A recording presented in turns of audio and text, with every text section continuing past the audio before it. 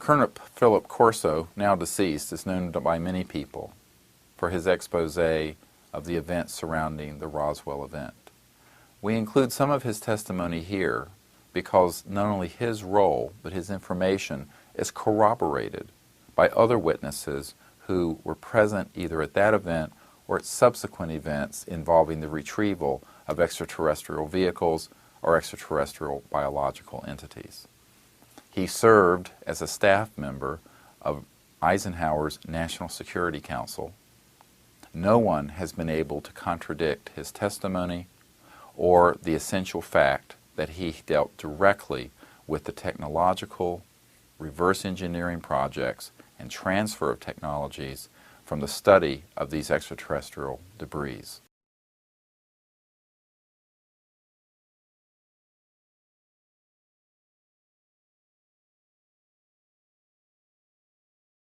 I was a duty officer that night, and I went to the veterinarian section, and one of a sergeant I knew very well was sergeant of the guard that night. I told him, "Sarge, how's everything around here?" And he said, "Fine, sir." I told him, "You know, they told me to be careful to watch this area because you have a sense of something sensitive here." He said, "You want to see it, sir?" I told him, "Yeah, let's go look." And I knew this sergeant very, he was a master sergeant. I went back, and there was 5 crates there, like 5 or 6, I think it was 5. I lifted one up, and here's this body there and floating in fluid. First, I thought it was a child because it was small. Then I looked at this head and all, right away, and this was only happened in a matter of seconds.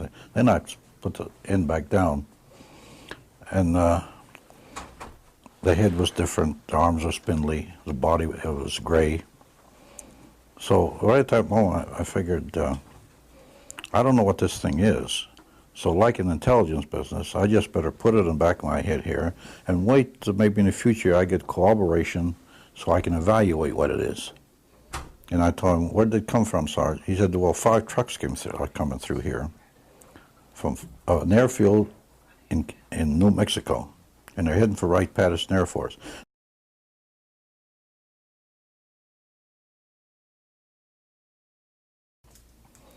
There I started getting the autopsy reports. I started getting other crash reports, the artifacts I got. And I did get one time a report that NSA was getting signals from space, which were not just space noise or or unscrambled or something you couldn't read. They were really very perfect and looked like something was guiding them. There was a real message, but we were never able to decode it. This was a very coordinated message. It wasn't space noise or jam or jumble mumble or anything like that, or just noise coming. It was a pattern.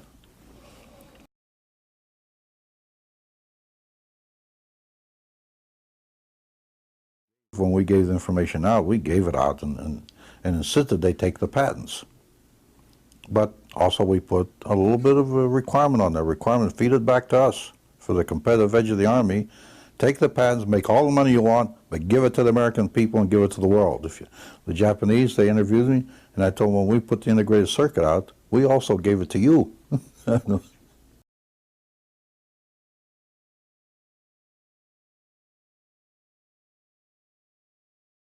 He made a comment that was really funny at that particular point. I didn't really connect it with anything until later. He says, "You have no idea at all what we're about, do you?"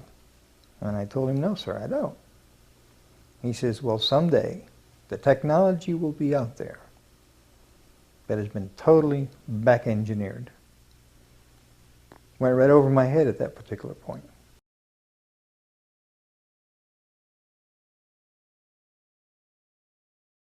A lot of this has been well documented by Colonel Corso.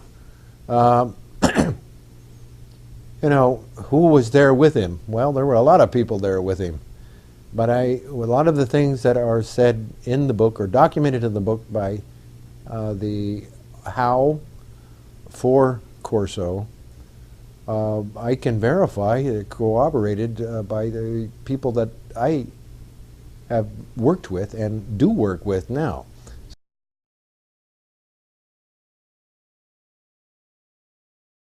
I read Colonel Corso's book, The Day After Roswell. In the book he said a lot of fantastic things, and he also said near the end of the book that there was a base on the backside of the moon. And when he said that, I said, aha. So I began to believe that everything he was saying was true. And he was saying a lot of really profound things about the crash in Roswell and alien technology and whatever, and how it had been mainstreamed through the Office of Foreign Technology by himself. So I knew that he was probably telling the truth.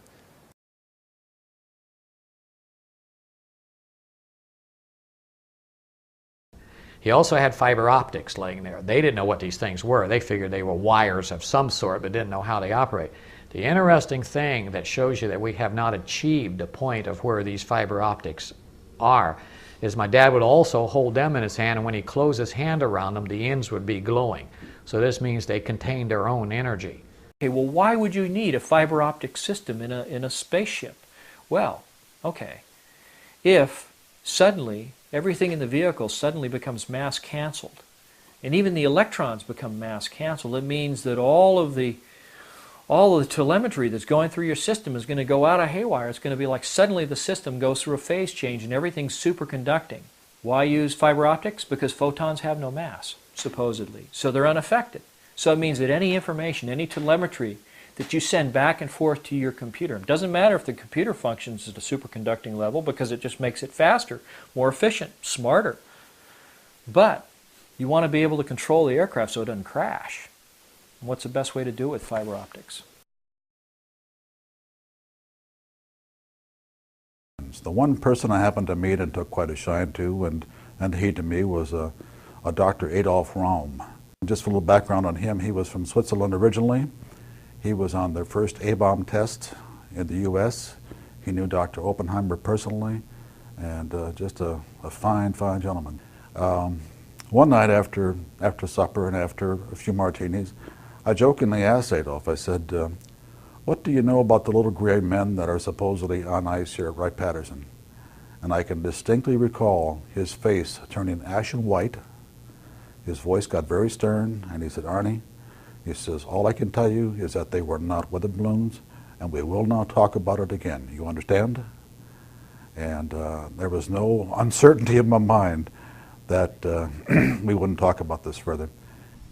And then Curtis LeMay started to open up and talk about what he told me about Roswell and the crash that had occurred.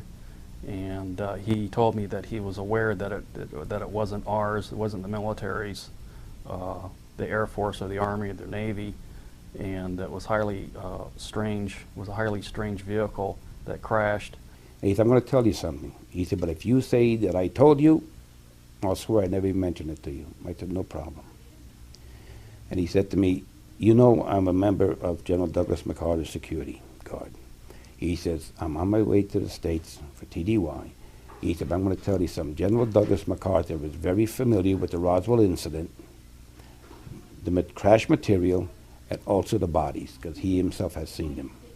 It just, my sincere feeling is that the thing was something from outer space, and we decided that, I say we, the military decided that our public may not accept it very graciously. When I arrived at the base, where I usually back up to this ramp and unload the patients, there was 3 field Army Air Force ambulance backed up against the ramp.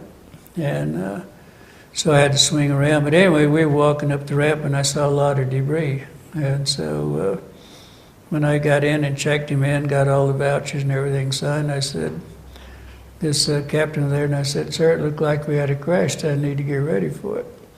And who in the hell are you and what are you doing here? And I said, well, I had an emergency and we have the contract for all military services. It looks like you had a crash.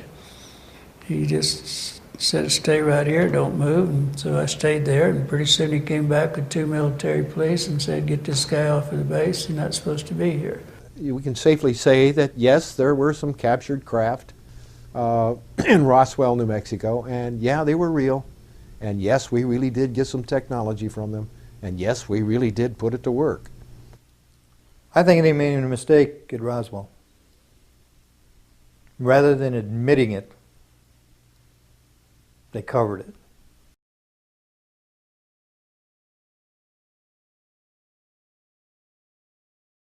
John Wygant is a lance corporal in the Marines. He's a young man who was very frightened to come forward, but felt that he could not remain silent anymore. In 1997, he was stationed at a secret facility in Peru when one of these extraterrestrial vehicles was apparently targeted and hit. It crashed, and he was one of the first people on site to see the device and to describe it. He has come forward even though he has been severely threatened and intimidated. One day, Sergeant Allen and the other sergeant, and I'll remember his name soon, Sergeant Atkins. They were, and Sergeant Montalegre, and they came to us and said, "Look, we got a situation where we have an aircraft crash that's possibly friendly, and they need us to go and secure the crash site."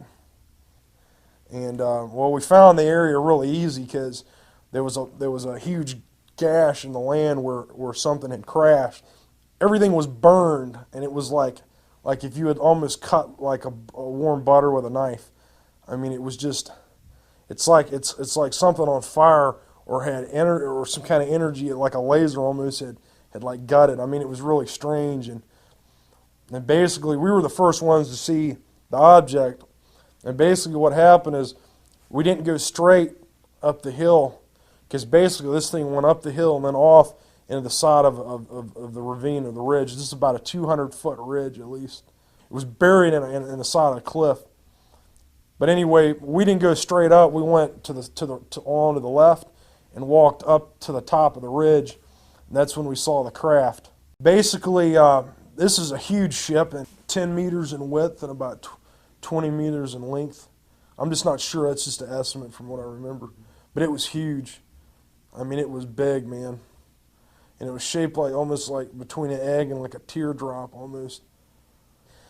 And when I first saw it, I was scared. It scared the heck out of me. I didn't know what to do, and it was dripping this syrup-like syrup viscosity, this liquid. It was everywhere, all down everywhere when we went down there, because there was plants and everything. And it was weird. It was a purplish green color, and it kind of like fluctuated. Like you couldn't really, when you'd look at it one time, then you'd look at it again, and it would it's almost like it. I don't know if it was like alive and it was just changing, but every time you looked at it, you saw a different shade of greenish purple. It was strange. There was one light on it that slowly went around, and the machine, I could hear it. I guess because it was still functioning, and it had like a hum to it, like a really bass, like say if you unplugged an amp from a guitar, that kind of it was really it was really deep, and it kind of fluctuated, and then finally it just cut off, and everything just seemed to stop. When I was looking at the craft, it was buried, so I could see the back of it, and there were these large vents. Well, they look like vents, sort of like a fish gill on the back. I couldn't see around the other side, and I'm assuming that it was the same way on the other side. That looked like, I don't know, that could have been used for propulsion. I'm not sure.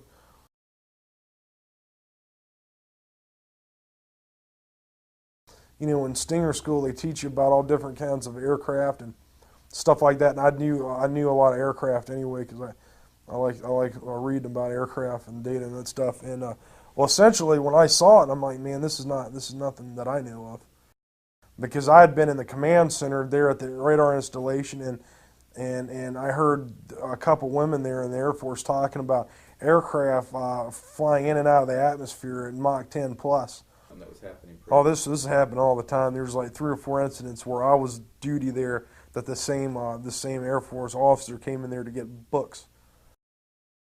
The reason, I guess the reason they were taking them is they didn't want people to know that they're tracking these aircraft. I guess, I mean, again, I'm just assuming that.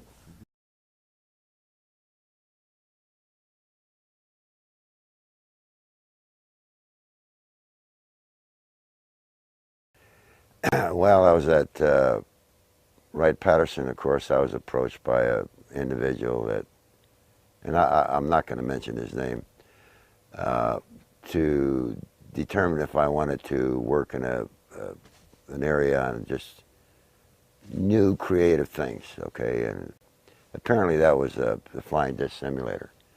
What they had done, they had selected several of us, and they reassigned me to Link Aviation, which was a simulator manufacturer.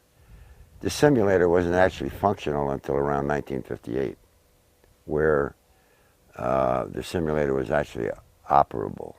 Craft that they used to build, which is a 30-meter one, was the one that crashed in Arizona, Kingman, Arizona, back in 53 or 52. We operated with 6 large capacitors that were charged with 1 million volts each. Say there were 6 million volts in those capacitors. They're largest capacitors ever built. In the simulator now, you'll notice that there are no seat belts, right? And the same thing with the actual craft, no seat belts. You don't need seat belts, because when you fly one of these things upside down, there's no upside down like in a regular aircraft. You have your own gravitational field right inside. So if you're flying upside down, to you, you're right side up.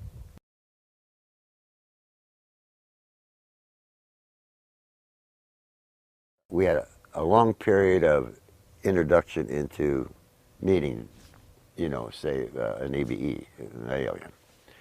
And I called him J-Rod. Of course, that's what they called him, but that wasn't his, you know, I don't know if that was his real name or not, but that's the name that the linguist gave him. He used to come in with Teller and some of the other guys occasionally on questions that maybe we'd have, you know. But you got to understand that everything was, you know, specific to the group. If it wasn't specific to the group, you couldn't talk about it. Larry Warren was a security officer at Bentwaters Air Force Base in the United Kingdom. He is an American, and this was an American facility. He was present during the event in 1980 when an extraterrestrial vehicle landed, hovered, and interacted with Air Force personnel at Bentwaters. His testimony is corroborated by events that happened at the same facility by Lori Rayfield, whom you'll hear from later, as well as by multiple other military witnesses whom have been identified. There are official documents related to this event, there is a photograph related to the event, and there is physical landing trace evidence and reports. This entire event is also corroborated by another witness, Ministry of Defense official Nick Pope, as well as 5-star Admiral and Sea Lord and former Ministry of Defense head Lord Hill Norton.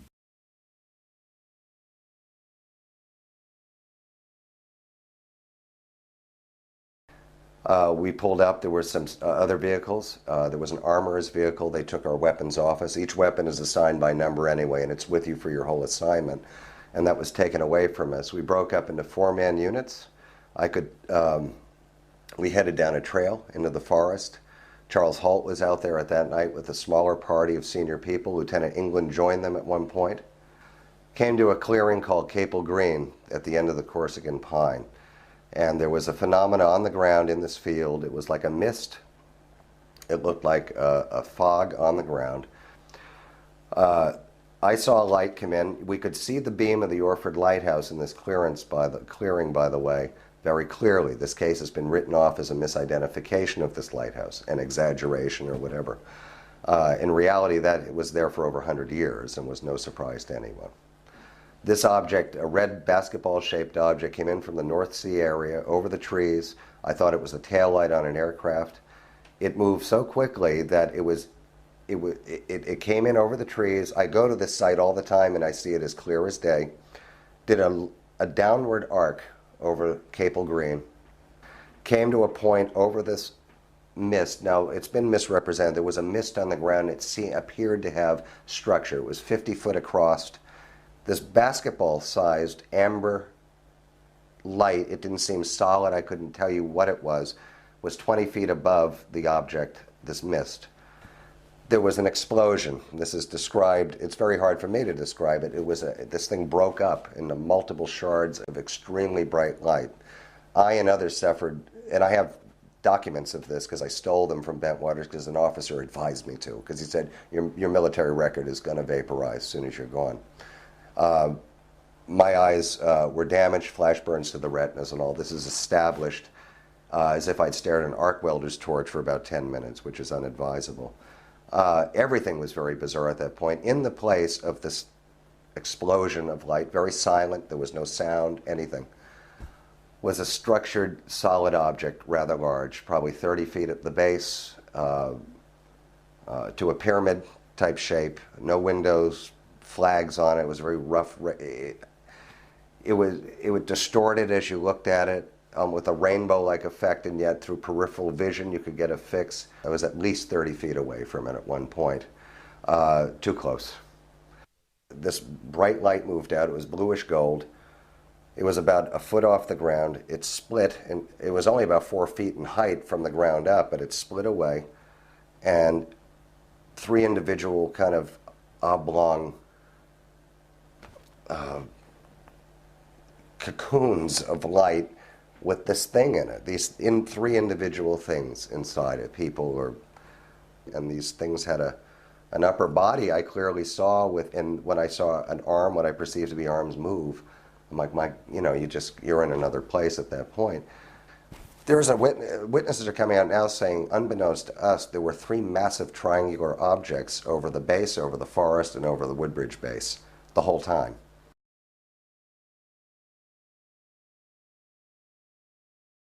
We thought it was just regular aircraft coming in, and we looked over at the runway, waiting for the lights to go on, figuring, well, the aircraft's coming in. And then all of a sudden it just stops in midair, and then all of a sudden it just moves up, down, left, right, and then it breaks into like 3 pieces and speeds across the runway. And now we're stunned. We're like, what was that?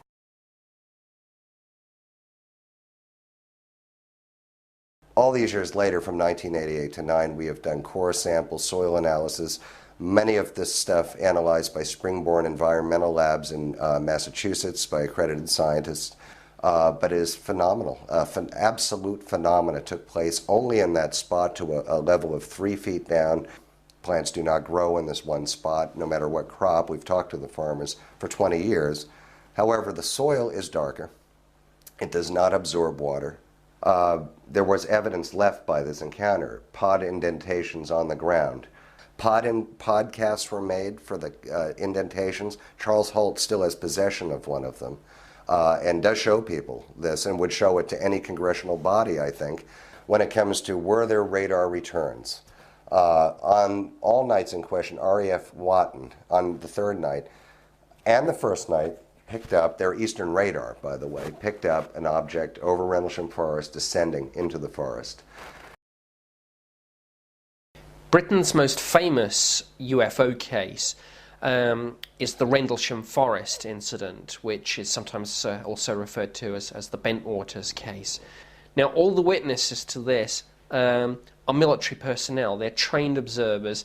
They don't make mistakes. Some of the skeptics have suggested that this could have been a mistaken sighting of a nearby lighthouse. That's nonsense for 2 reasons. Firstly, these were trained military observers who actually were familiar with the lighthouse and saw it pretty much every night of their tour of duty. But secondly, certainly at one point in the encounter, the lighthouse was clearly visible at the same time as the UFO.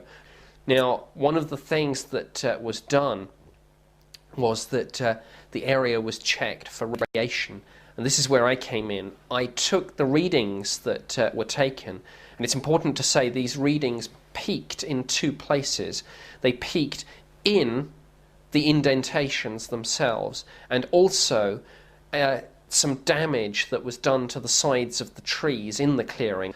I sent the data from Holt and his team to the Defence Radiological Protection Service, which is part of the Ministry of Defence.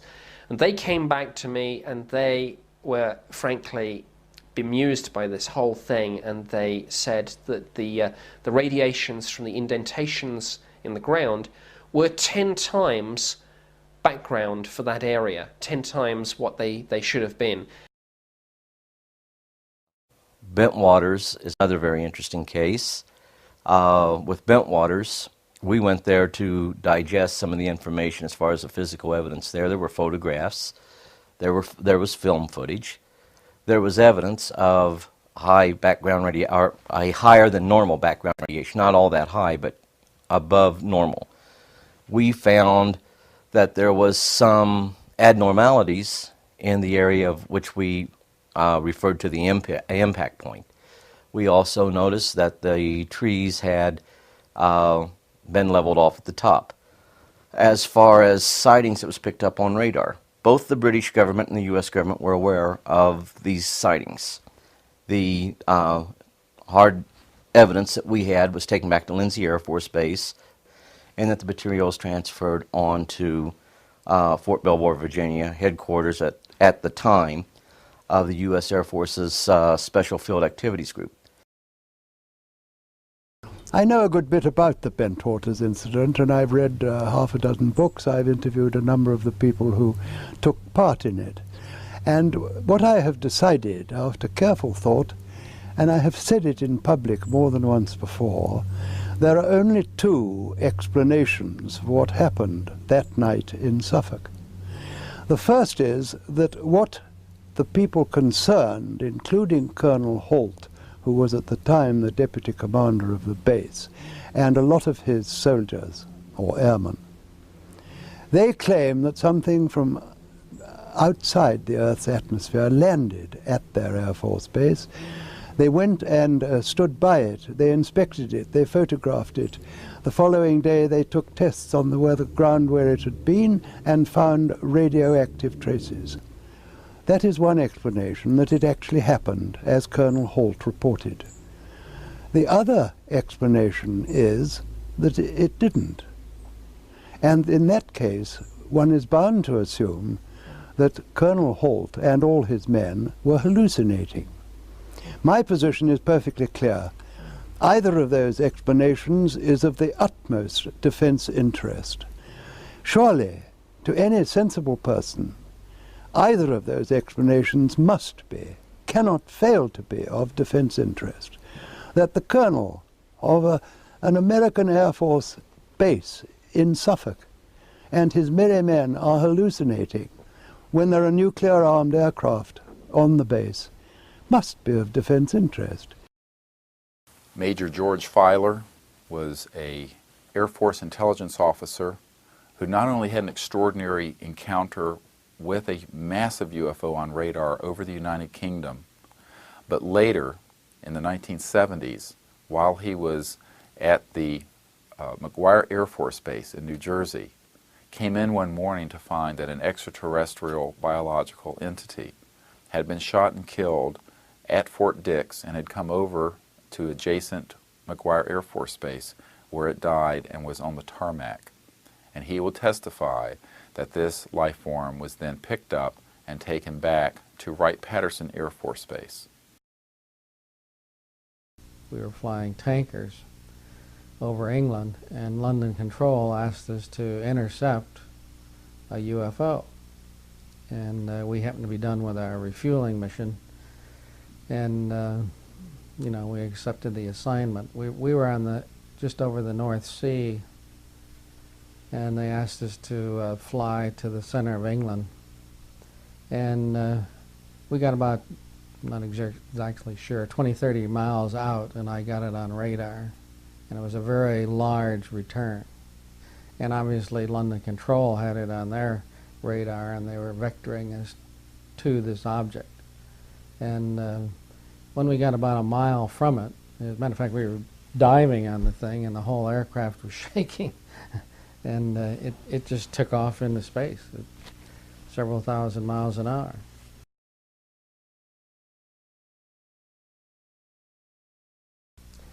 And this particular morning, when I went into the command post, I was met by the head of the command post, and he said that it's been a very exciting evening, that we've had UFOs in the, over the McGuire all night, and that one had apparently landed or possibly crashed at Fort Dix, and that when a military policeman came upon the alien, that he had pulled out a gun and shot them. And I said, a foreigner, like, an alien? I was a little bit confused by him saying alien. He says, no, an alien from outer space. He was very specific about the fact that an alien from outer space had been shot at Fort Dix, and that it had run away after being wounded and headed for McGuire. Now, McGuire and Fort Dix just have a fence between them, and this alien supposedly climbed the fence or went under it or whatever and got to McGuire and died out on the end of the runway. And that the security police were out there and had captured the body, so to speak, and were guarding it. And he said that a C-141 from Wright-Patterson was coming in to pick up the plane. So I was like, my gosh, what's going on here? And he says, we want you to brief this at the, stand-up general briefing this morning and explain what happened to everybody. And I was like, do you want me to tell General Tom Sadler and everybody in the command post that, we captured an alien?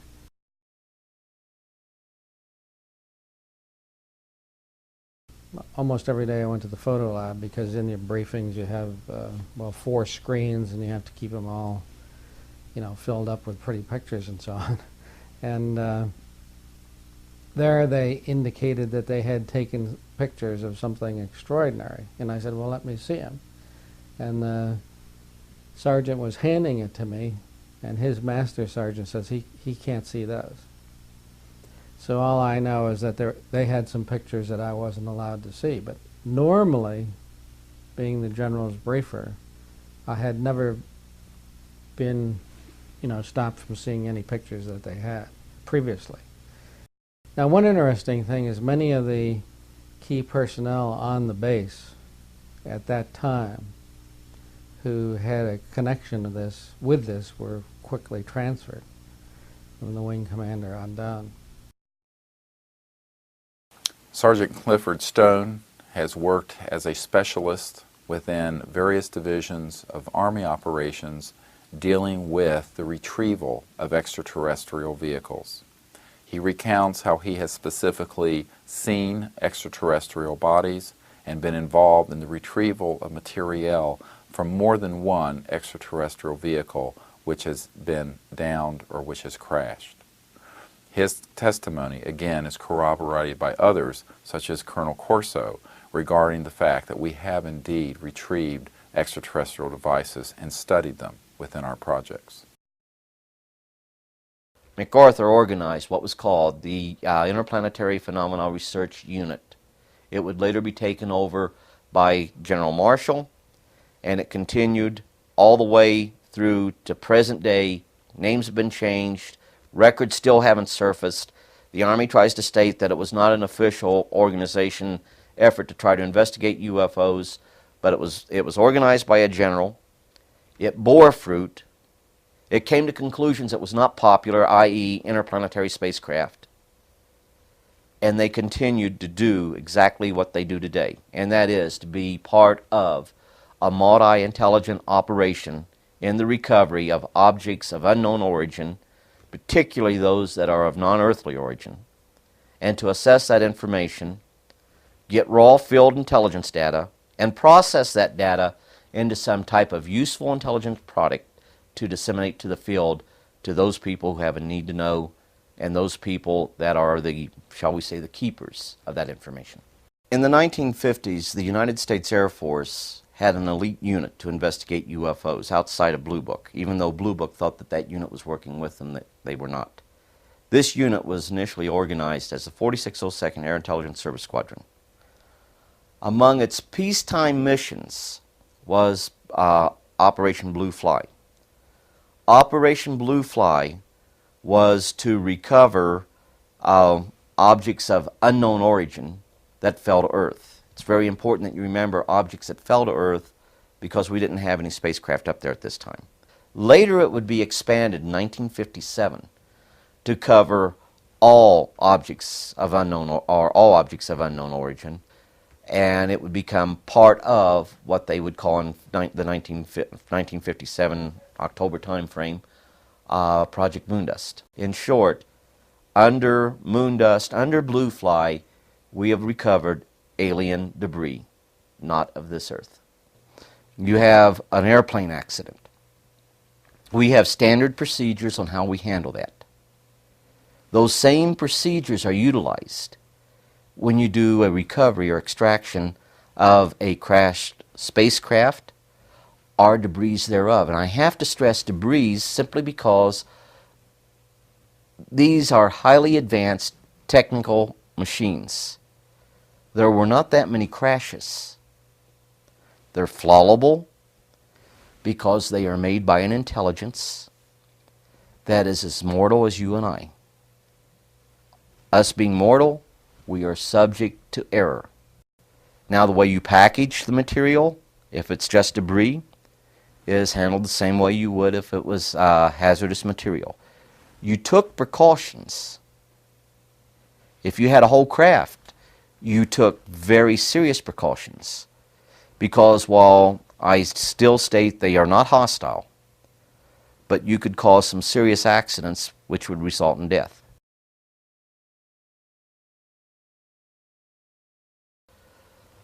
We were informed that there had only been a couple dozen, tops.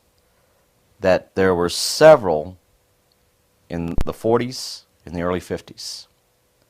And once again, to make it perfectly clear about those events that took place there, I mean, it sounds crazy, but their guidance system, our radar wreaked havoc on.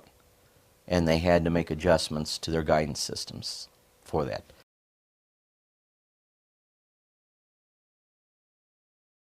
What happened was we found out that high power radar would interfere with their stability, because we could watch the amplifiers and stabilizers come down when it was low and slow, and radar affected them when it was low and slow.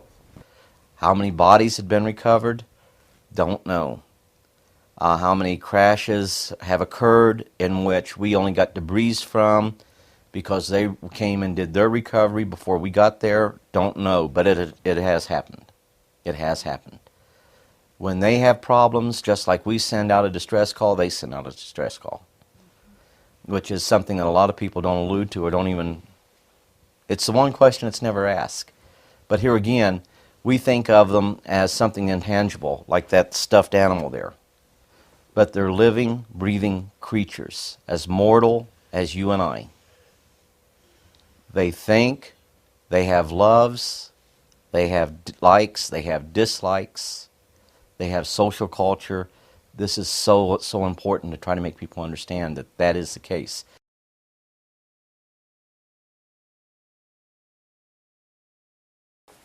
This section of the briefing is regarding secrecy. How secrecy works. How have these projects worked? Some years ago, a military advisor of mine explained to me something called an Unacknowledged Special Access Project, or USAP. This is a project which, while compartmented and which requires special access, is also unacknowledged. And what that means is that no one outside of that compartmented area of operation is told about it. And it doesn't matter if the person is the President of the United States, the head of intelligence for the Joint Chiefs of Staff, or the head of the Defense Intelligence Agency. I have, over the past 8 years, had the responsibility, unwelcome, I might add, on my part, of having to brief a sitting CIA director on this issue, a sitting head of the Defense Intelligence Agency, an admiral who headed up the J2 position, the head of intelligence for the Joint Chiefs of Staff, as well as other senior people within the Congress, the Senate, the United Nations, and foreign governments. I have found that for the most part, these high officials have known nothing about these compartmented special access projects which are unacknowledged and which deal with this issue. People in high-level government have very, very little, if any, information, valid information about this. Most have no more knowledge than the man in the street. One area of the maintenance of these unacknowledged special access projects, which is very disconcerting, was highlighted by a 60 Minutes piece some years ago on CBS News, where it talked about a company called E-Systems, and the manner in which E-Systems was sort of a hybrid entity which was quasi-governmental and quasi-private corporate. We have found that that is a motif which is repeated over and over again throughout the last 50 years, that certain projects have been compartmented within the corporate work for other sector, the contracting sector, and that those projects are related to deep cover, unacknowledged projects within the military and the intelligence community.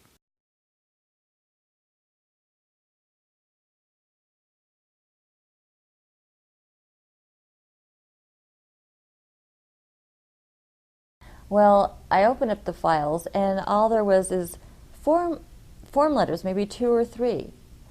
And yet these contracts were several years old. And even the letters that were in there were backdated several years, saying the same exact form letter. It's being worked on, blah, blah, blah. And it was talking about millions of, sometimes millions of dollars. And all of them were 6 figures and up. Really? I thought they were getting a lot of money for doing nothing, and I didn't know where that money was going. It's like a front for something. I mean, if it wasn't such a big complex and evidently well known, which I found out, as I worked there, I would have been very suspicious of what was going on.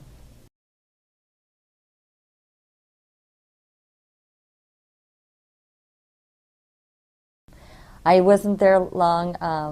One of the supervisors caused a situation that was completely uncomfortable for me to stay there shortly thereafter, and I left.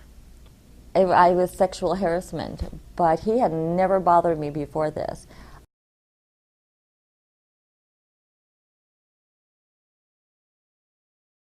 Depending on the level of the compartmentalization and the secrecy level, you have to go through a fairly significant background check. It takes between 6 months to a year to get the background checks. And then when you do that, then you generally, if you're in a very tight compartment, then you have to sign a statement that you will not divulge the existence of the project or even answer a question that could divulge the existence of the project. And it's not even on a need-to-know basis. It's on a basis of people being identified specifically to know what you're working on and directly associated with the project. If you have a covert project, the funding would come through a number of government sources, none of which would be identified to the workers. It's just that you sign a contract with the U.S. government and the funding would show up at the right place at the right time. There's a large number of covert projects that go on in the United States that none of us are ever aware of. I mean, I know people today that worked on one of the things that I worked on, that if you asked them, do you recognize this name, they would, even if I can show it to you on the internet, there's some things that have come up recently on the internet where some of the stuff that I was associated with, their names are now on the internet. They would say, no, I have no idea what you're talking about. In their 70s now. But they still absolutely would never admit that they even know what you're talking about. So you don't know. You have no idea. But it's probably larger than you think.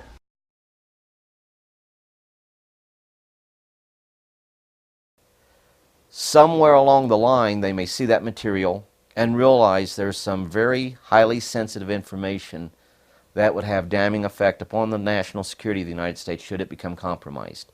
It requires to be further protected, to ensure that there is only a limited access to that information to a small number of people. So small you can put them on a list of paper or on a piece of paper and list them by name. Thus you have the special access programs. The controls that were supposed to be put on the special access programs are not there. When it comes to UFOs, the same criteria applies. The problem we have right now is that that event, i.e. the ultimate contact, where there is no longer a question about the reality of other beings in the universe coming here, that event has not taken place.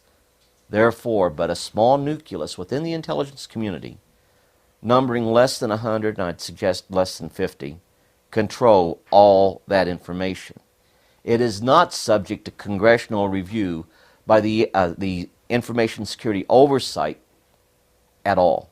We have got to get the documentation as it exists in the government files. We have got to get it released before it ultimately comes up being destroyed. As soon as we open a door, and we're right there, we're about to bust open the door. Good case is the Blue Book file, or the Blue Fly and Moondust files. I had classified documents. The Air Force acknowledged. When I got members of Congress to help me, they were immediately destroyed, and I can prove this. During the discussion of UFOs, the question ultimately is going to come up, can any government keep secrets, let alone the U.S. government? And the answer to that is unequivocally yes.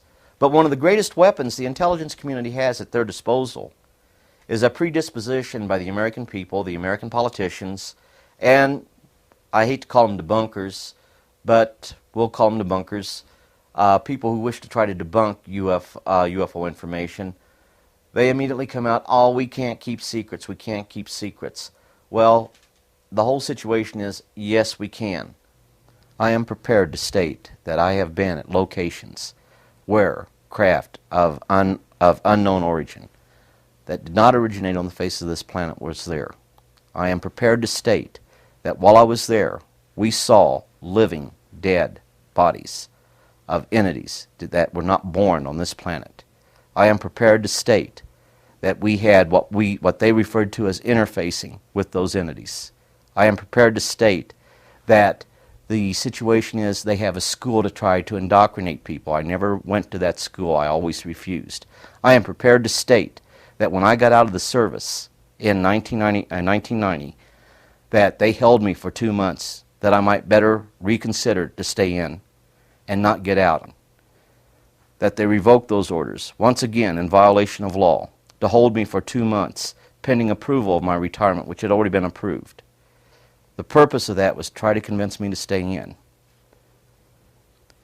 We have contact with aliens not originating from some foreign country, but from some other solar system. And I have been a party to that. There's always been what they call the need to know. And even myself, I had a top secret crypto clearance. And I could go into areas where my commanders, some commanders could not even get involved with.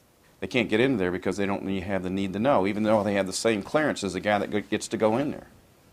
So the UFO secrets can be kept secret from other people who have the same security clearance or the same level of security. A government is widespread, as everybody knows. I mean, it's into everybody's pockets and everybody's life all over the place, and the same thing holds true for the UFO extraterrestrial, if you want to look at it that way. But very, very few people really know the full knowledge of what's going on. It's held very tightly within black covert operations. They keep pretty much each organization an island unto itself. You don't have cross departmentalization a lot within the programs. TRW, Johnson Controls, Honeywell, all of them at some point or another became involved with the intelligence field. Certain works, some of Phil Corso's early back engineering projects. If you will look into those, Atlantic Research was one of them, way back.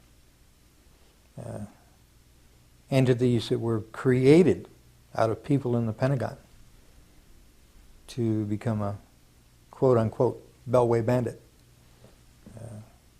Received projects, grants, and monies to do certain projects that were so highly classified, even though there was only a top secret, but so compartmentalized that only about 4 people would know what was going on.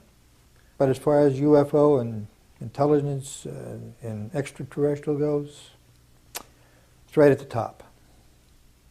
And I would say that the president has such limited knowledge of it. I know Carter did not have any knowledge whatsoever. And I worked right there with the organization, President Carter's organization. And the truth is, they have hidden things like UFO and extraterrestrial information from us for years. Not just the current era, but back before the 1900s.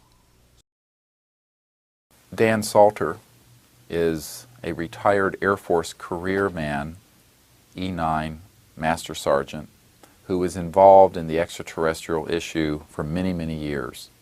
He later, after leaving the Air Force, was recruited into the super secret National Reconnaissance Organization, or NRO, during which time he worked specifically on extraterrestrial matters and the retrieval of extraterrestrial vehicles and the management of this subject. He had a cosmic top secret clearance, top secret cosmic compartmentalization, which he states no U.S. president, to his knowledge, has ever held. There's about 38 levels above top secret. The highest is cosmic. That's, okay, I'll tell you right off now, that's UFOs, aliens, and particleization. Now, like you heard a while ago, there's only probably about 25 people in the world that know things that are known at that level. No president has had that level, has ever been cleared for that level. Eisenhower was the closest. One that did not exist, it was so secret, was the NRO. You couldn't mention NRO, the National Reconnaissance Organization. NRO, National Reconnaissance Office, basically run by the Air Force. The Reconnaissance Office, from my understanding of people that I've had contacts with since I retired, has taken on a lot more responsibility, particularly towards UFO and extraterrestrial activities. Almost you could say that they picked up where Blue Book dropped off. Eisenhower wanted somebody to be in charge. He tried the CIA director, and it didn't work. CIA was working primarily for itself. Most of the intelligence directors of the services were working for themselves. So he said, I want it to be independent. I want it to be civilian. I want it to be some of our top scientists. And so it was organized under the name, the NRO. If you're on that level, there's an organization worldwide called ACIO. That's Alien Contact Intelligence Organization. If you pay your dues and you follow the rules, you can benefit, your government is allowed to benefit from that organization's information.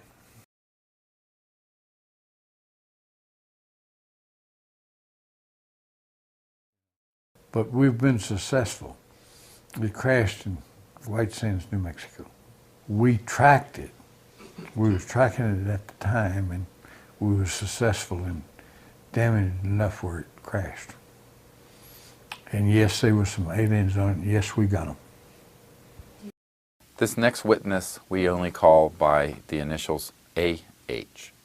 He is filmed from the back because he does not wish to be identified yet. He specifically talked with Curtis LeMay about the crash in New Mexico of one of these extraterrestrial vehicles prior to Curtis LeMay's death. General LeMay confirmed the existence of this extraterrestrial vehicle. He is also, as a Boeing aerospace employee, connected to a number of intelligence and aerospace figures who have deep knowledge of this subject. This is the only witness who will be presented here who is not identified. But it is important that his testimony be taken seriously because he confirms many of the accounts that we have from other corroborating sources, and his own bona fides, which I have seen, are substantial.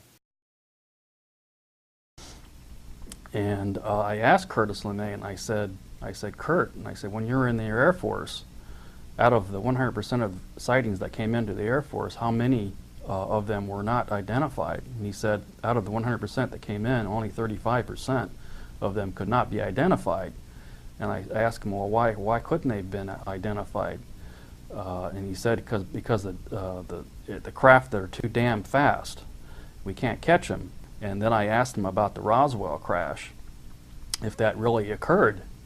And he looked over at me and he shook his head, yes, that it did occur.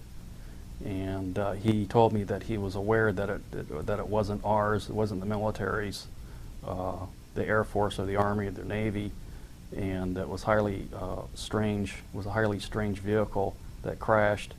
And I said I was particularly interested in the strange writings that were found inside. And I said, were they ever deciphered? And he said, far as he understood, they were not deciphered. There were more crashes than Roswell that people don't understand is that there was one in 1948 and there was another one in 1949. The radar testing in New Mexico was the cause of a lot of them that were crashing, and high-powered transmitters, when they would get too close to transmitters, it would interfere with their guidance control and they would just crash. And other craft that crashed, we had shot them down. I've met a gentleman that was in the Army, in the CID, that was involved with several crash recoveries when he was in the CID. And apparently he saw some of the aliens and witnessed the craft. One of the military officers said, he goes, gentlemen, we're not here on a Hollywood movie set. This is a highly classified mission. You're not even supposed to talk to your family about this.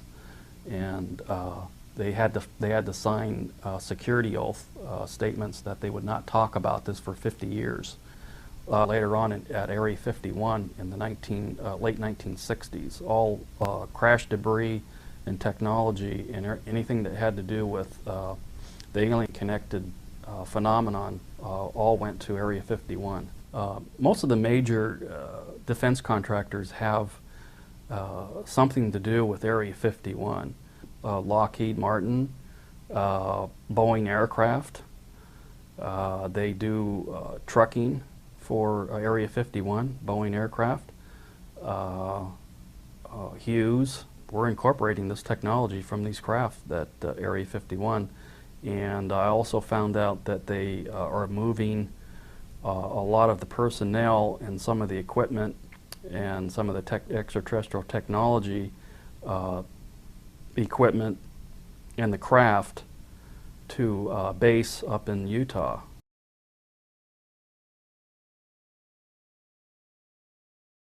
And they just try to sweep it right under the rug. And this is what Robert Friend told me, that the whole project was to get as much information and technology out of these crafts as fast as they could, and to steer the news media off on some crazy idea that these sightings were created by college pranks and balloons and meteorological problems, And a lot of the information was siphoned off by the CIA and the National Security Agency and people at ONI, Office of Naval Intelligence.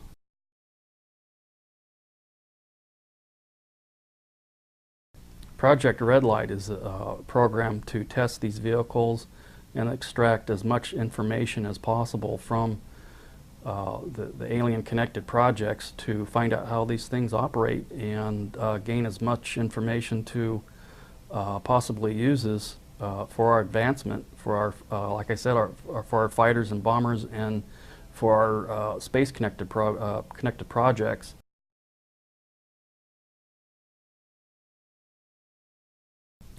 Well, through my NSA contact, he was in the Army. The NSA is a part of the Army. He was in advanced intelligence gathering. He had a top secret Umber clearance. He had told me that the NSA is fully aware of the extraterrestrial presence, and he had received several transmissions from the Pentagon and from other satellite monitoring stations of the NSA that they were tracking ETVs, extraterrestrial. That stands for extraterrestrial vehicles. Basically, that's the information that the NSA is refusing to release regarding the tracking. And they also cooperate back and forth with the NRO, the National Reconnaissance Organization, regarding tracking and intercepts, along with NORAD, the Air Force, and the Army. They're all in on it, and it's all connected with a top secret group called Magi Control. Magi Control is controlled by Office of Naval Intelligence. It's a top secret collection group like the Central Intelligence Agency and the NSA. In fact, the ONI is just like the CIA. It's a top secret organization within the Navy out of ONI to collect top secret information, collect information on foreign dignitaries, foreign leaders, the Alien Connected Project primarily.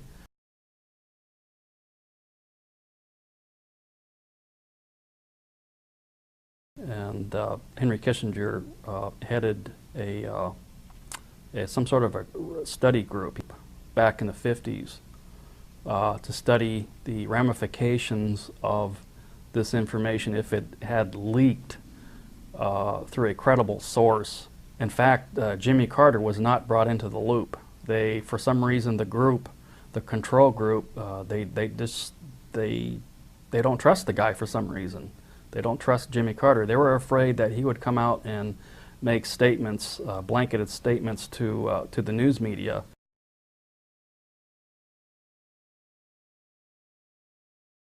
Basically, it was controlled by Majestic 12 people, the notorious MJ-12, which is no longer called MJ-12. I'm trying to find out the new name. Basically, it's an oversight group intermingled with the National Security Council and the National Security Planning Group. They have full control. They have no congressional oversight whatsoever. They answer to nobody except for the President of the United States. But they're trying to push it aside away from the President.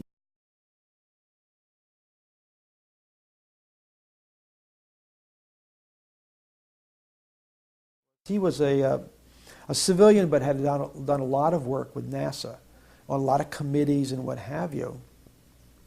And I think his problem was the fact that he hadn't heard about this as being a real subject. And he knew that he was very important because he was on a lot of committees in NASA. And since he was very important but hadn't heard about this thing, this couldn't be true. And then he said a very curious thing. I wouldn't believe it even if it was real. This is a direct quote from his email to me. I would not believe this even if it was real. I've talked to a number of people who've studied this issue and feel that the, quote, cover-up of this issue that has been going on for the last 50 years is probably the biggest single threat to our democratic society it has ever faced since the Constitution was founded and this country was founded in 1776. We are at a major crossroads in how our society and our democratic society and government function, because this topic is not under control of our elected government. It is not under control of our judicial government. It is under control of others. The fact that the government, at this point, I know we've been investigating since 1947, has not come up with an answer, to me, indicates that there's something seriously wrong. Are we this incompetent in science? I don't think so. Are we this incompetent in intelligence? I know we're not this incompetent in intelligence. Now, the image put out, Project Blue Book, when it was closed by Dr. Condon's group, I have every reason to believe that this was a total deliberate whitewash. My judgment is that there's an excellent chance that elements of the United States government, for reasons unknown, have failed to advise the public. After this happened in Oregon, and I came home on leave and told my dad about it, he was red, white, and blue through and through, World War II hero and all this, and very patriotic. And I was explaining to him about these UFOs that we've routinely seen out there. And he said, no, he says, the government says there are no UFOs. And I'm saying, Dad, I've seen these, on radar with my own eyes. And so he was torn. The government would never lie to him. Here's his son. I've never lied to him. So he just didn't know what to do. And it wasn't until years later, till after Watergate, that he said, hey, sit down and tell me about this. The government's lying to me.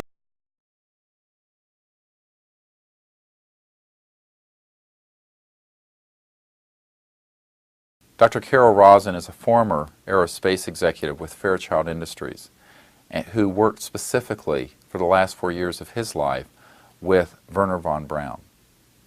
During those years, she learned of what Wernher von Braun knew about this subject, and specifically that weapons in space were being planned many decades ago, and that it was all a hoax, that they would first use the excuse of the Cold War, then of terrorist rogue nations, then of an asteroid, and that the ultimate trump card that they would play would be to hoax an extraterrestrial threat to justify the weaponization of space. Wernher von Braun begged Dr. Rosin to do what she could to keep these weapons out of space because he felt it was enormously dangerous and unwise to move down that perilous path.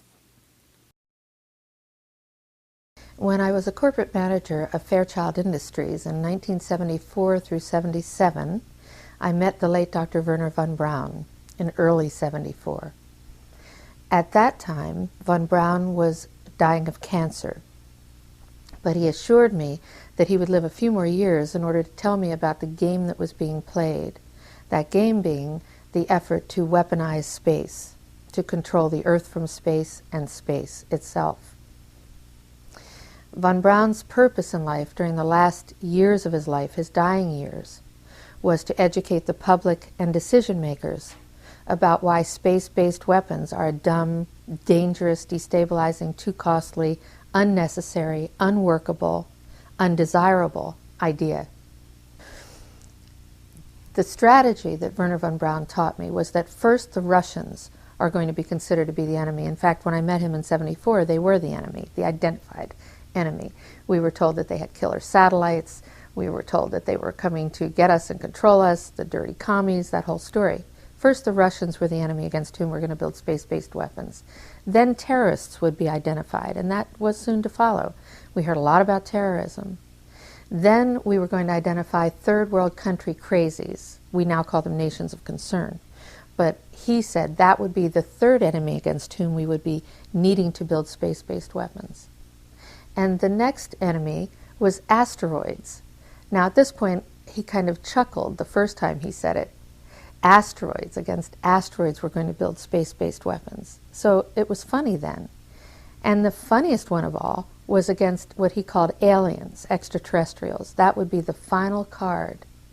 And over and over and over, during the 4 years that I knew him and was giving his speeches for him, he would bring up that last card. And remember, Carol, the last card is the alien card. We're going to have to build space-based weapons against aliens. And all of it, he said, is a lie. A lie. He didn't mention a timeline, but he said that it was going to be speeding up faster than anybody could possibly imagine. That the effort to put weapons in space was not only based on a lie, but would accelerate past the point of people even understanding it until it was already up there and too late. In 1977, I was at a meeting in Fairchild Industries in a conference room called the War Room. And in that room were a lot of charts on the walls with enemies, identified enemies, names that people had never heard of, names like Saddam Hussein and Gaddafi. But we were talking then about terrorists, the potential terrorists. No one had ever talked about this before, but this was the next stage after the Russians against whom we were going to build space-based weapons, these terrorists. This is 1977. And they were talking about creating a war in the Gulf region when there was $25 billion in the space-based weapons program that yet had not been identified. It wasn't called the Strategic Defense Initiative, at least, until 1983. This weapons system then had obviously been going on for some time that I didn't know anything about.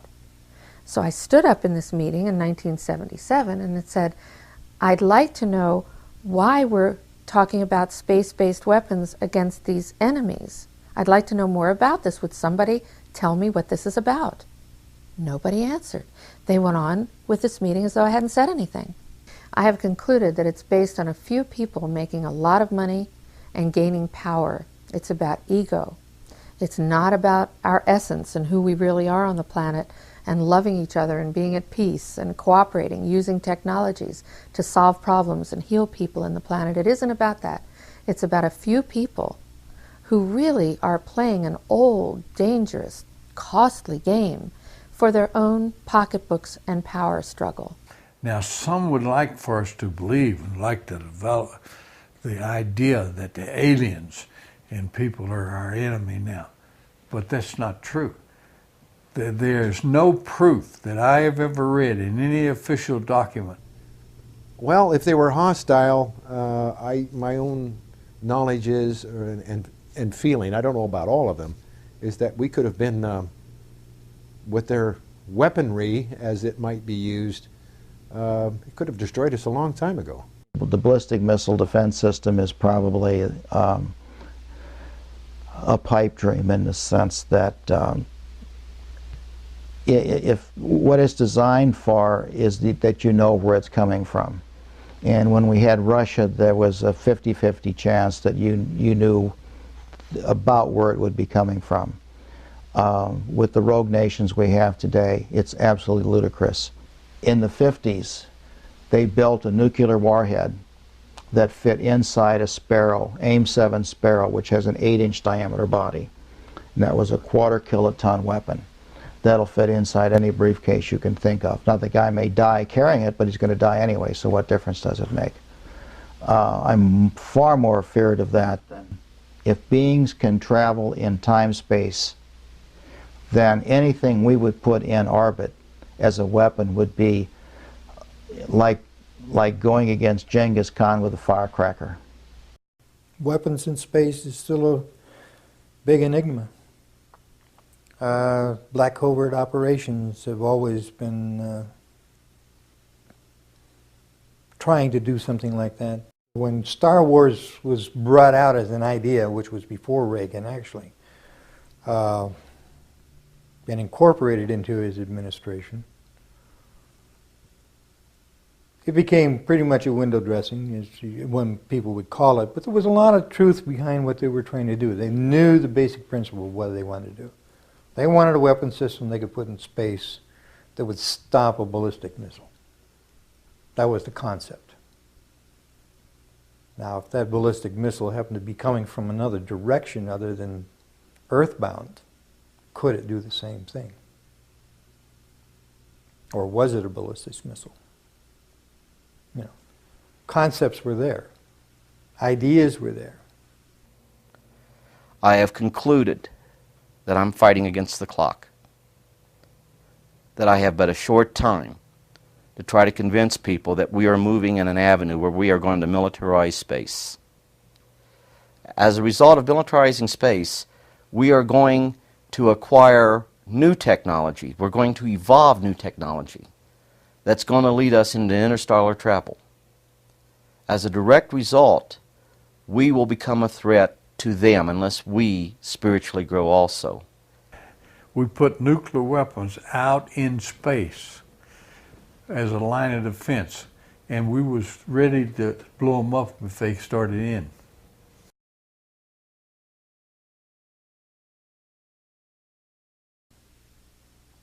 I noticed the satellite's positionings.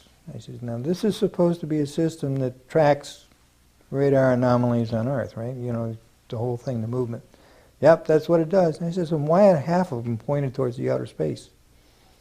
Towards the moon, towards areas that are just blank space? Well, I don't know, was the reply. He says, never thought about it. I says, well, at least half of those satellites you got up there aren't looking at Earth. I said, what are they looking for? He says, well, you got to have need to know about that. I said, I see. In other words, who's coming? He says, we don't know. About end of subject. There was a fear then that of something out there. It became a very big concern. Asteroids, UFOs, people coming from other places.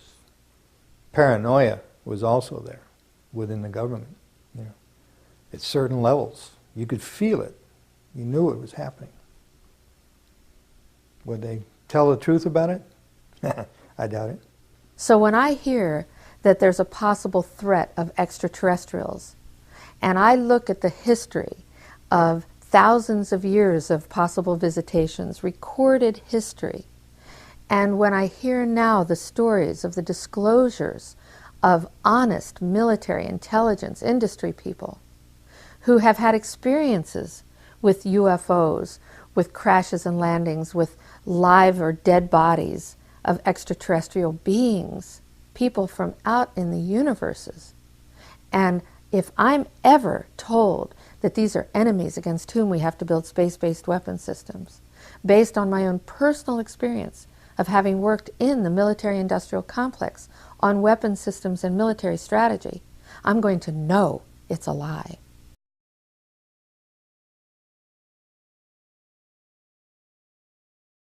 We know that these unacknowledged special access projects have used intimidation, have used threats, and at times people have been killed to maintain this secrecy. I know that this is an extreme statement to make, but I am convinced from talking to not one but dozens of military and intelligence men and women that this type of intimidation and threatening behavior has happened and continues to happen. I think this is something which is unacceptable in a democracy and in our society. Alfred Weber is a Yale Law School graduate who, while working for Stanford Research Institute, SRI, was charged with putting together the proposal during the Carter years for the official White House study of extraterrestrial intelligence. He testifies about how, at the moment that this proposal was approved by White House staff during the Carter years, that a Pentagon official appeared at Stanford Research Institute and ordered that the project be terminated, or the Pentagon would withdraw its funding for other lucrative contracts at SRI. He states that this action was not only illegal, but preempted the express desire of the Carter White House. The goal of the study, in the context, there had been such secrecy and a gap in civilian scientific knowledge about the UFO phenomenon. And so the goal of the study was to fill the knowledge gap and to make policy recommendations for the future. It would have drawn upon the best scientific minds available, not only in the United States, but in countries around the world. This project was undertaken openly, of a civilian nature, with transparency. There was no classified aspects. It started at Stanford Research Institute in my offices. The full management of Stanford Research Institute had signed off knowingly on the proposal. Every 2 or 3 weeks I would meet with the White House staff, people in the executive office building. I was signed in and out. The structure of our proposal was that the White House would remain the overall policy director on this research proposal, which was envisioned to be about 3 years long. This project lasted from May 1977, when the initial contacts were made with the White House, until 1977, when it was terminated. The matter came under senior management when the proposal was unlawfully, in terms of illegal interference with contract relations, terminated. They had received direct communications from the Pentagon that if the study went forward, SRI's contracts with the Pentagon would be terminated. And the senior official advised me, and I'm quoting him, to dissimulate, quote, end of quote, and to just dissimulate and pretend I was going along with it, implying that I would keep my job if I did so. He told us we could not talk about this to anyone, including any of the other crews, our spouses, our family, even amongst each other. So we could not discuss this at all. It had been discussed with me on numerous occasions. Talked about what could happen to me militarily, and what could happen to me even if I discussed this as a civilian. That subject just was dropped. It just wasn't discussed. Anything to discredit you, and you'd never get a promotion, and I'd spend the next 3.5 years up at the North Pole, living in a tent checking the weather balloons. I've made no money from this. I've got nothing but pain and suffering out of talking about it. I've been harassed at my home. This was used against me partially in losing a job once in teaching. I've had a hell of a time after I've told this story, but I continue to tell the story because I think it's important for people to understand that this sort of shit goes on in the government. If their military personnel were to talk about this, they could be court-martialed, or at least threatened to be court-martialed, to get them to back down and to scare them. And other intimidations would be to hold their paychecks back, transfer them to other bases where a lot of people would not want to go to, like Alaska.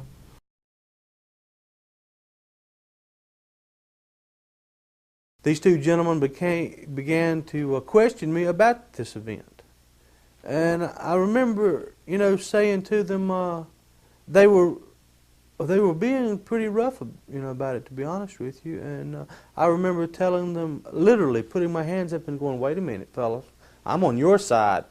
Whoa, just a minute," because they were not really nice. They were very intimidating and made it quite clear to the point that nothing that was seen, heard, or witnessed that transpired during that was to leave this building. You not to say a word to it about your coworkers, and off base. Just forget everything you may have seen or heard or whatever concerned with this.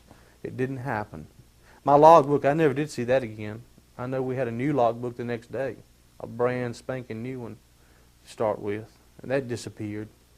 They gave me this document where for 5 years it was absolutely out of the question. I could not leave the country under any circumstances whatsoever. And to leave the state of Virginia, I had to contact the Roanoke office of the FBI and let them know if I just wanted to cross the state line down here to go into North Carolina or just leave the state of Virginia. I had to let the FBI know about it. And that was for 5 years after I was discharged.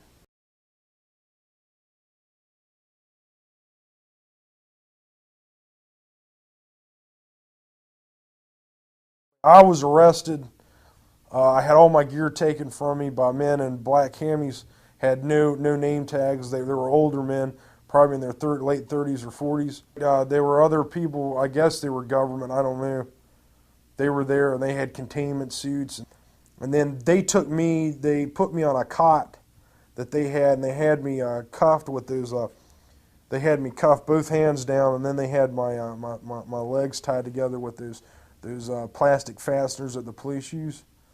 And they had a lieutenant colonel from the Air Force, and he did not identify himself. He might have, I just don't remember. And he told me, if we just took you out in the jungle, they'd never find you out there. And I'm like, well, and I didn't want to say, I didn't want to test him to see if he'd really do that. So I said, yeah. And he's like, you got to sign these papers, and you never saw this, and I don't exist, and this situation never happened. And if you tell anybody, you'll just come up missing. And he was a real abrasive, just a cynical asshole, I guess is the best way to put it.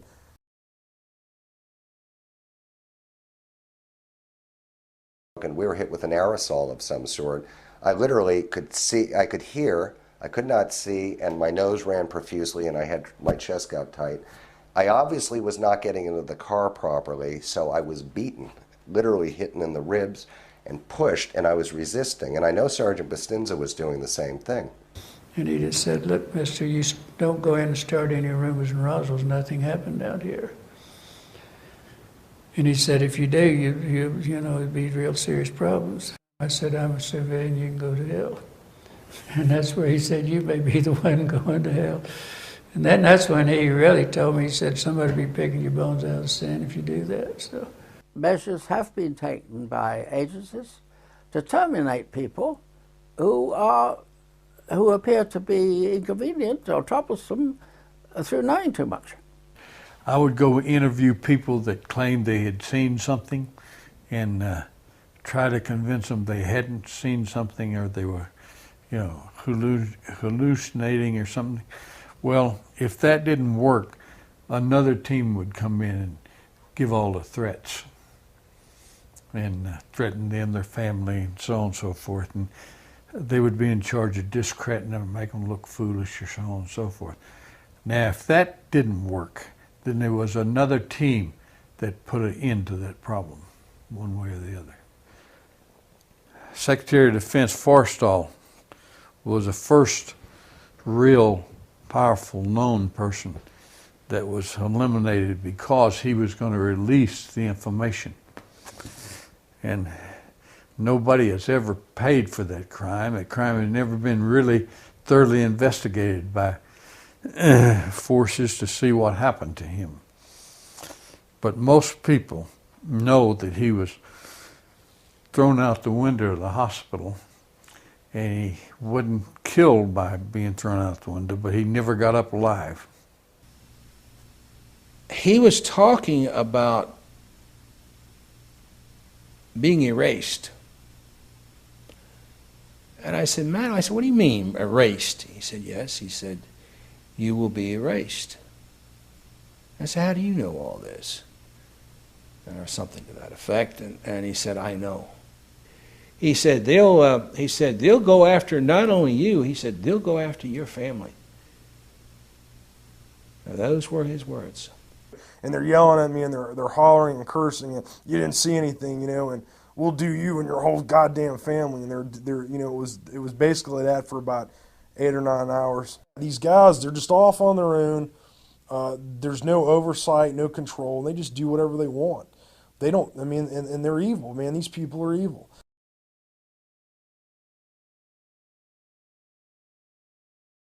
In the military, they do ridicule you. Because I was ridiculed a few times. I was told I would never make Master Sergeant. I was on orders for tech, but I was told I would never make Master Sergeant if I brought this crap up again. The pilots that had seen things and talked about it, some of them were let go. Some of them released from their flying and treated as nutcases and things like that. At times I used to carry nuclear weapons. In other words, I was mentally fit to carry nuclear weapons, but I'm not mentally fit if I see a UFO. Well, this criticism and this ridicule has, I think, done more to keep the story coming out than almost anything else.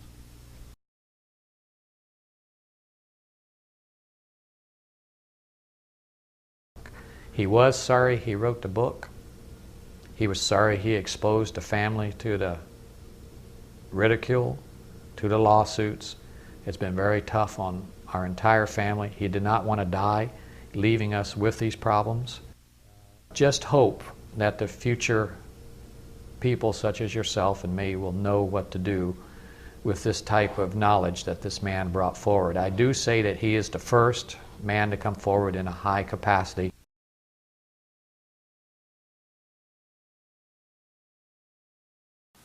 This now brings us to the very big issue of why. Why the secrecy? Why has this been kept away from the public all these years?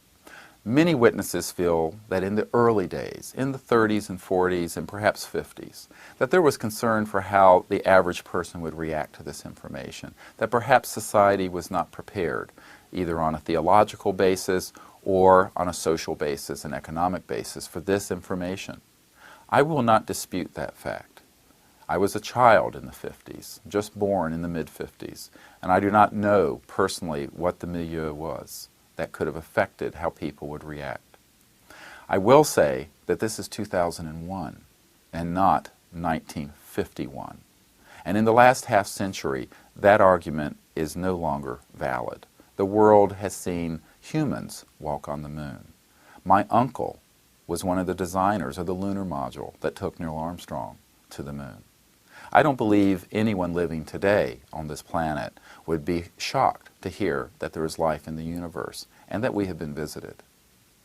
I do think that the reasons for secrecy evolved in the 50s up to this date, and they have much more to do with the economic order and the fact that the technologies related to these extraterrestrial vehicles, as well as human breakthroughs unrelated to these extraterrestrial vehicles, have given us energy and propulsion systems within the black budget, compartmented, unacknowledged world, which would have a significant beneficial effect for the world, but would have a deleterious short-term effect for certain special interests. I believe these special interests would include the conventional energy part of our economy, the internal combustion engines, the fossil fuel plants, gas, oil, coal, and ionizing nuclear technology related to nuclear power plants. We know that those technologies are already obsolete. I want to emphasize here that this is not a theory. We have testimony from people who have worked on these projects, within these projects, that can establish the fact that we have fully operational technologies which would enable the world to have no need for these polluting forms of energy. The first question, and this is probably one of the major reasons why this topic has been kept quiet so long, the first question that one might ask, even the man or woman on the street is going to ask, well, if there are these peoples from other planets and they're here visiting us, how did they get here? Did they have to come at the speed of light and take 4 to hundreds of years to get here, even at the speed of light, or did they come with using some other technology? Well, they're going to find out, of course, that they're using some other technology, and they don't have to travel at the speed of light. They travel at superluminal speeds, semi-instantaneously, if you want to put it in those sort of terms. And so that at that point, they're going to say, holy mackerel, these technologies could, if used in a peaceful way, benefit our Earth civilization in a major way. And so then where do they get the energy to travel these great speeds? And then we start to look into the energy. They aren't using jet fuel. They aren't using coal to get here. They're using technologies that the average guy on the street, the average physicist in a university doesn't have any clue about, and yet it's very real.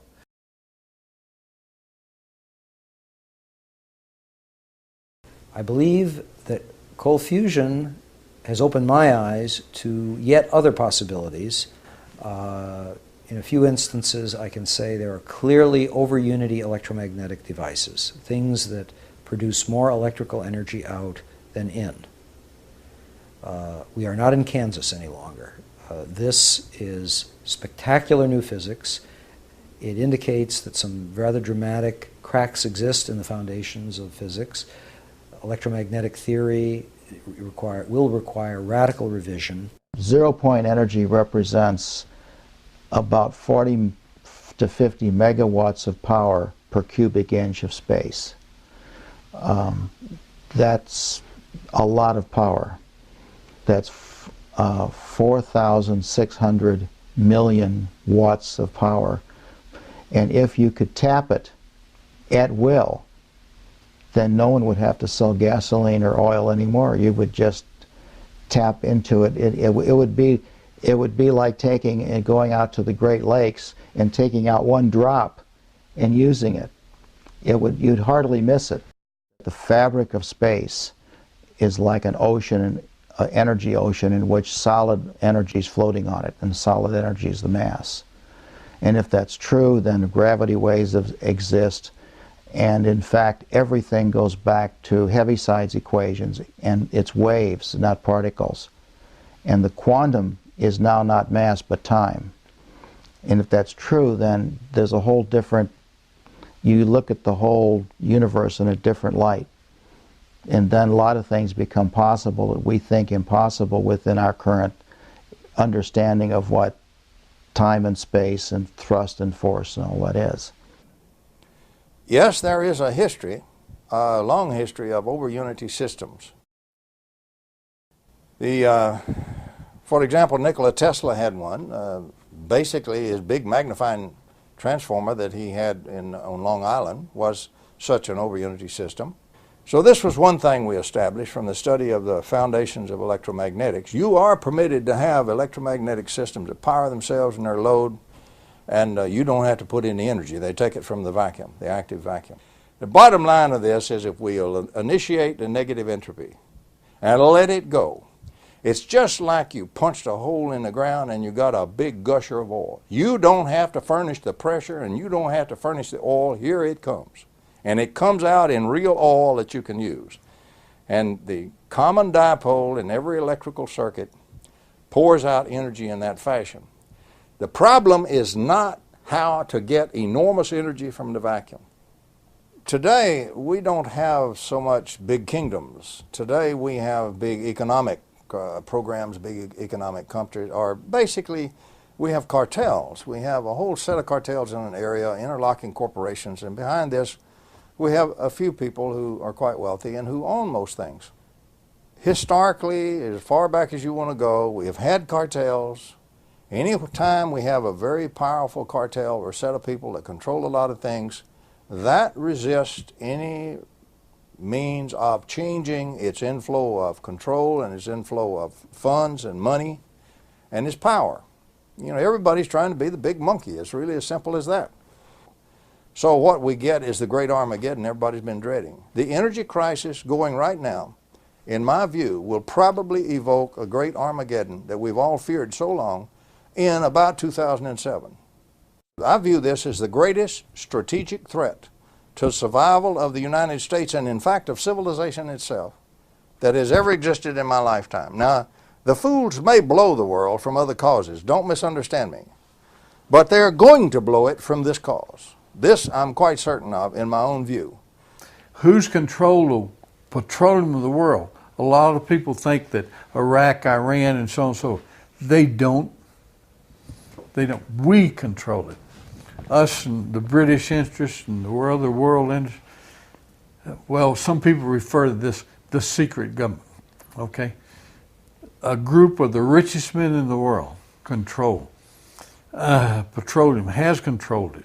And you don't need cars unless you got an internal combustion engine. Well, if you have one of these units, you know, that's about 16 inches long and about 8 inches high and about 10 inches wide, then you don't need to plug into Kit Carson, the local electric company. It burns nothing, no pollution, okay? It never wears out because there's no moving parts. What the people in power right now don't want us to know is that this free energy is available to everybody.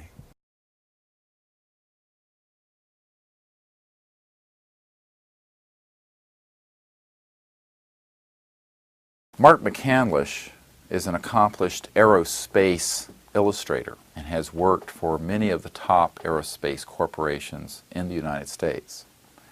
His colleague, Brad Sorensen, with whom he studied, has been inside a facility at the then Norton Air Force Base where there were alien reproduction vehicles, or ARVs, that were fully operational and hovering there. In his testimony, you will learn that we not only have operational anti-gravity propulsion devices, but have had them for many, many years, and that they have been developed through the study, in part, of extraterrestrial vehicles over the past 50 years.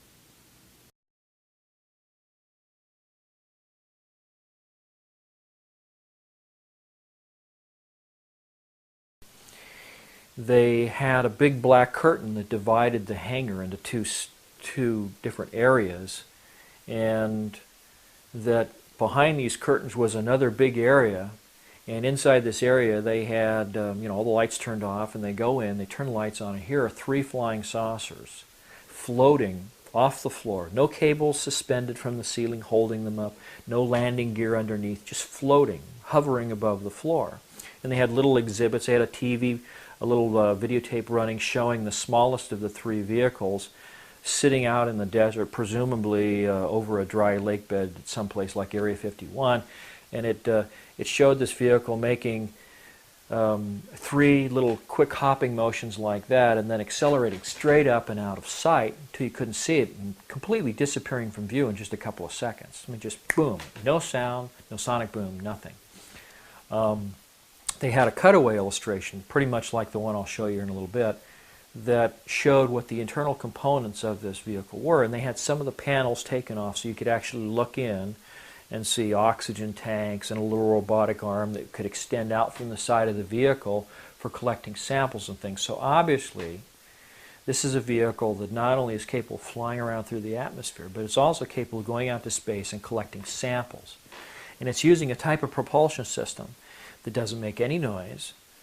As far as he could see, it had no moving parts, and didn't have any exhaust gases or fuel to be expended. It was just there, hovering. Well, the synthetic vision system that's on the AR, what they called the Alien Reproduction Vehicle, it was also nicknamed the Flux Liner. This anti-gravity propulsion system, this flying saucer, one of 3 that were in this hangar at Norton Air Force Base. This synthetic vision system uses the same kind of technology as the gun slaving system that they have in the Apache helicopter, except in this case you have 2 cameras, and it picks any pair of the cameras in that pattern of 6 that are around the circumference, including the one on the top. Whichever pair most closely matches the orientation of the pilot's head. This shows the cutaway. You can see the 4 ejection seats. Actually, there are 2 facing us, but there are also 2 that are sort of facing away from us on the other side of that central column. You can see the oxygen tanks down here in the corner that actually go all the way around the inside of the skirt. There's also another set of oxygen tanks that are inside the crew compartment sphere. Brad said a couple things about this system. Now, I should also describe, he said there were 3 vehicles. The first one, the smallest one, the one was partially taken apart, the one that was shown in the video that was running in this hangar, November 12, 1988 at Norton Air Force Base. was about 24 feet in diameter at its widest part, right at the base of that flange. The next biggest one was 60 feet in diameter at the base.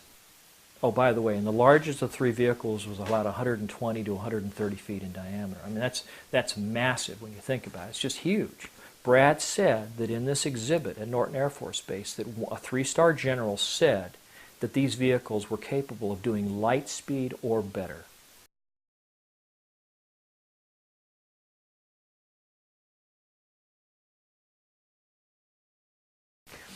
I said, well, so when did you see this? He says, I saw it in 1973. I said, well, where? When? When do you know? When did you see it? He says, well, I was a crew chief. He said, I worked on Bill Scott's plane when he was a test pilot. And he says, one night my ship supervisor said to me, go out to North Base. They've got a power unit out there, a ground power unit for an aircraft that's leaking or failed or something. So we need to take a tow vehicle out there, go out, pick it up, bring it back. Well, instead, what happened is he comes up off the dry lake bed, rolls right up on the tarmac, and is going down these rows of hangars. They're all Quonset-style hangars back then. And he stops in front of the first one with the doors cracked, expecting to find this defective ground power unit. And what does he see? He sees this flying saucer sitting in the hangar, hovering off the ground. So I said, well, what happened? He says, well, this thing, was flat on the bottom, sloping sides, had little cameras in these little plastic domes all over, and there was a door on the side. And he says, I wasn't there for 15 seconds, and I heard footsteps running up to me. Before I could even turn around and look, he says, there was a machine gun barrel at my throat, another one over here, and he says, a gruff voice says, close your eyes and get on the ground, or we're going to blow your head off. So they put a hood over his head, blindfolded him, hauled him off, and they spent 18 hours debriefing him. I can discuss Norton Air Force Base, and that as a result of all the military airlift command bases under me for their facilities, that there was one facility at Norton Air Force Base that was close hold. Not even the wing commander there could know what was going on.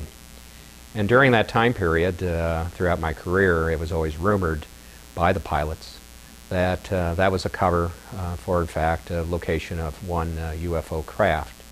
And the reason for that location was folks that could come out, land at Norton, play golf, be part of a golf tournament and so forth, and during that process could go by the facility and actually see the UFO.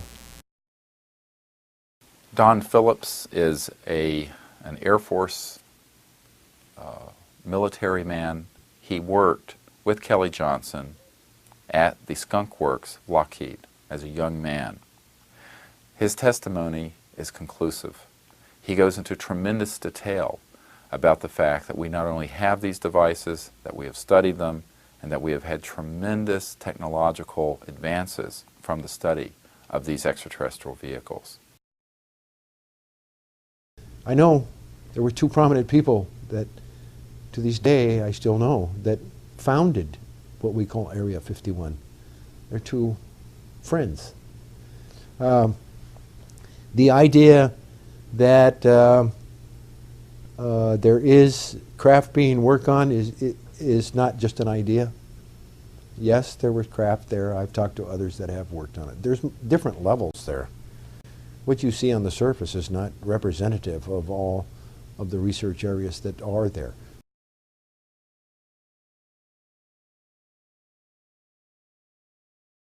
One of our contract scientists for our private concern, Light City Technologies Incorporated, he worked with them.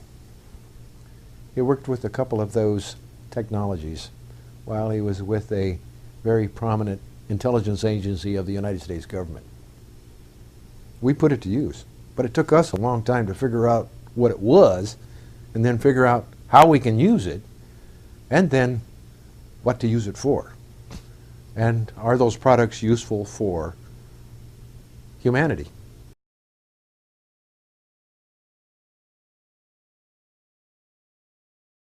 In conclusion, I would like to state that this is a matter of the utmost significance to the American people, but also to peoples throughout the world.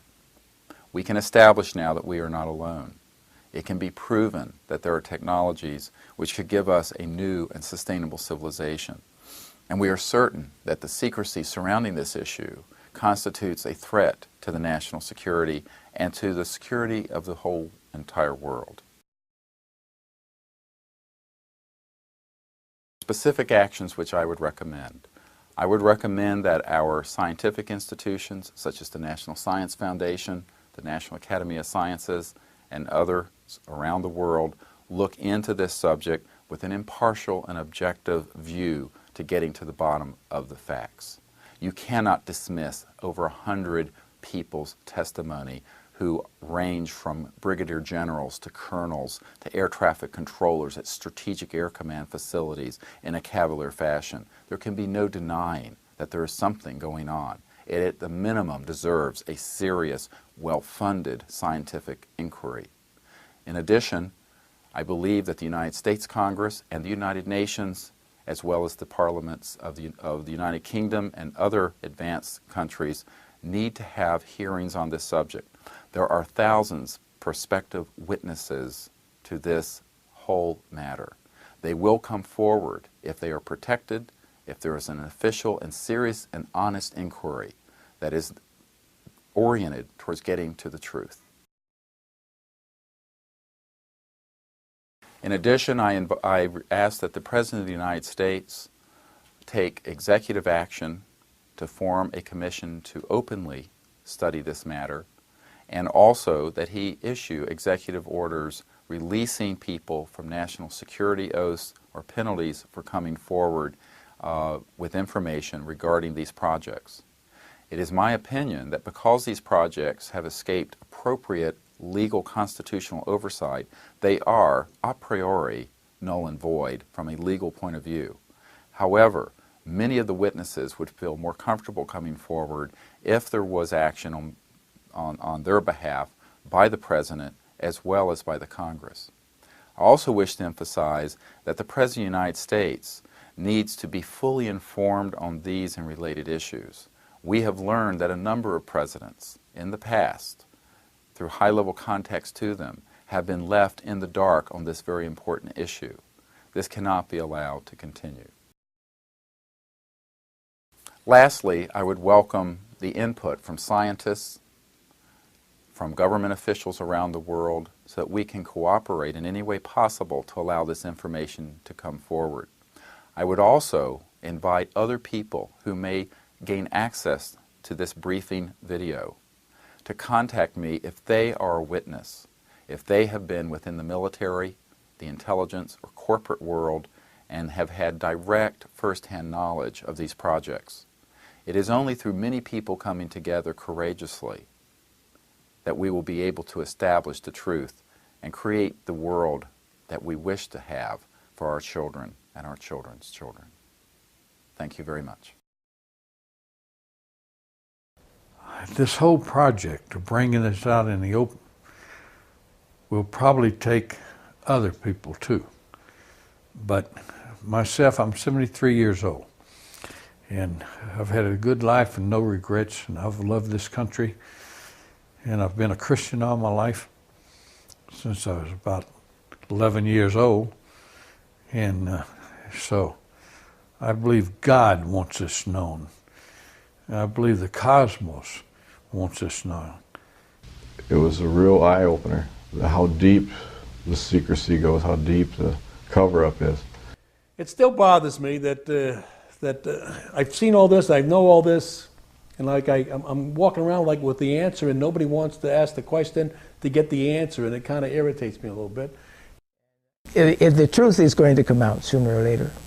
I think it's long past time to open this up to the public. I think it's time for us to act to end this charade. It's definitely time to make this disclosure on this. It's been kept secret too long. One of the things that I'm upset about is that good people are forced to do illegal things, and I believe that this information should be given to the American public. Give us information to the young people of the world in this country. They want to hear it. They want it. Give it to them. Don't hide it and tell lies and make stories. They're not stupid. Eventually, there's going to be something happen that will make all of them have egg all over their face, and they're going to have to admit that they haven't been truthful at all. this should be the subject of rigorous scientific investigation and not the subject of rubbishing by tabloid newspapers. It's the discovery of the lifetime of humankind, isn't it? To find out that we're not here alone. It's a truth that the entire world has to be informed about, and that truth is man is not alone. People are walking around in a daze. They have no idea what is going on. No idea.